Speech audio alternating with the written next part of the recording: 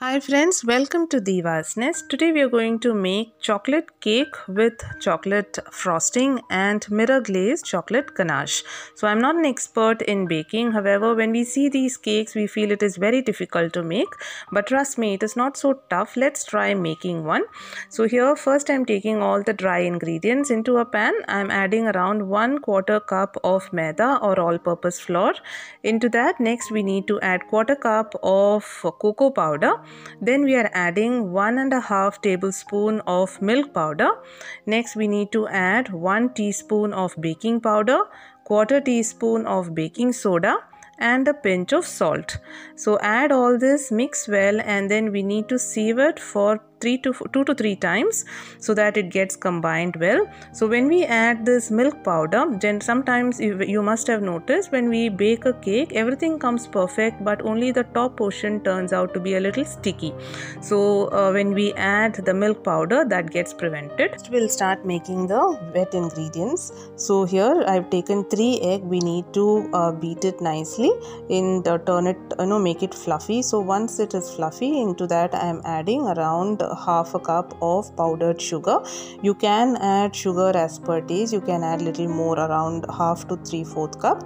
Next into that I am adding 1 teaspoon of vanilla essence. Then we need to combine it well and just beat it on low speed once so that the sugar is well combined.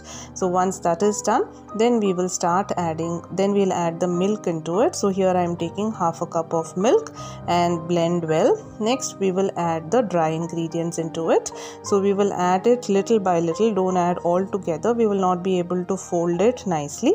So add little by little, and using a spatula without mixing it much, we will slowly fold it and combine it, so that otherwise if you beat it hard, all the fluffiness, the air the air which was formed while beating the cake will go away.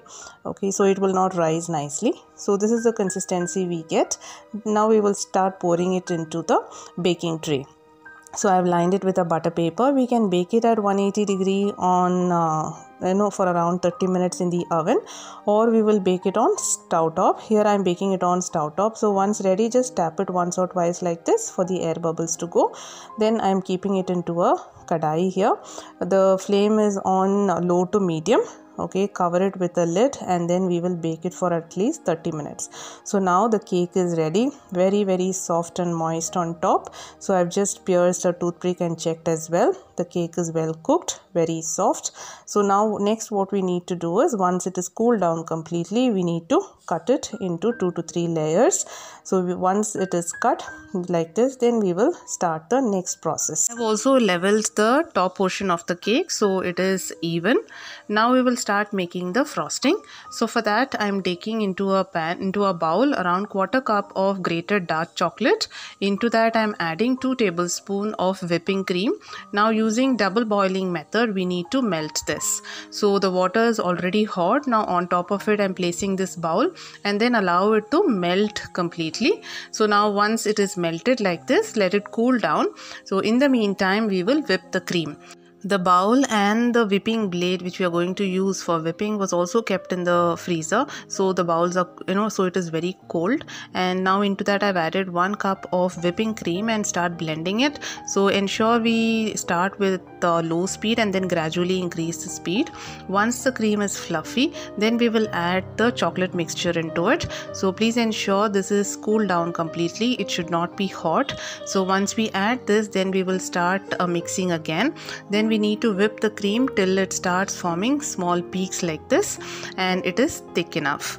Okay, then once this is ready, then we can start the next process. So for that I've taken the cake which we have cut into pieces like this and layers like this. Yeah, then we need to pour the sugar syrup. So for sugar syrup I've just taken 1 cup of water. Into that I've added around 3 to 4 tablespoons of sugar along with some cherries, and then we need to boil it till the sugar dissolves.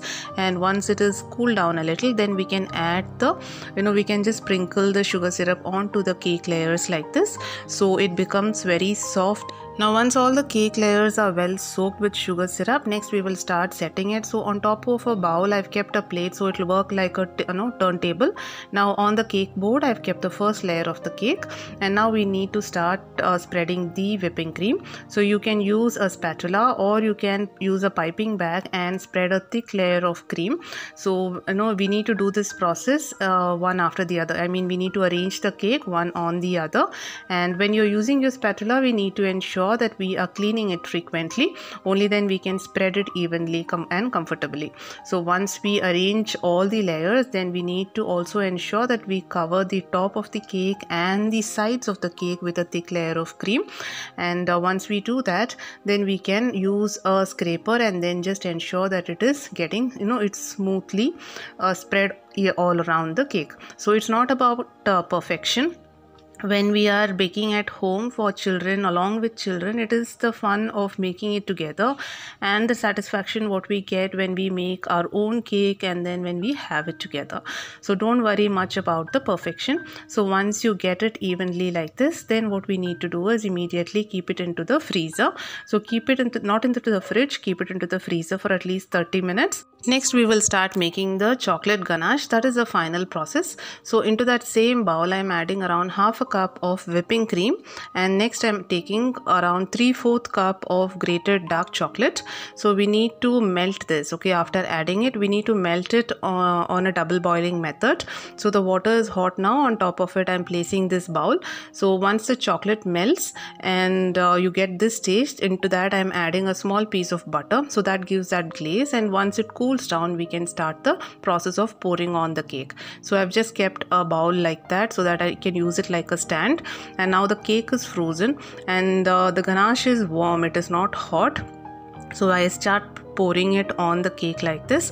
So do not use a spatula or anything, just keep pouring it from the center first and then just take it across on all the sides of the cake so that it gets well covered with the chocolate syrup.